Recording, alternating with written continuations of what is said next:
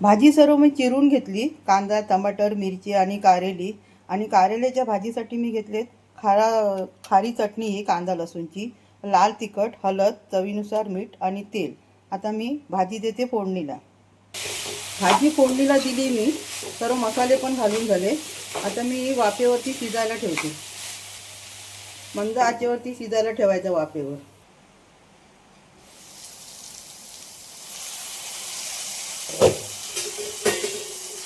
भाजी आपली कंप्लीट तयार आहे.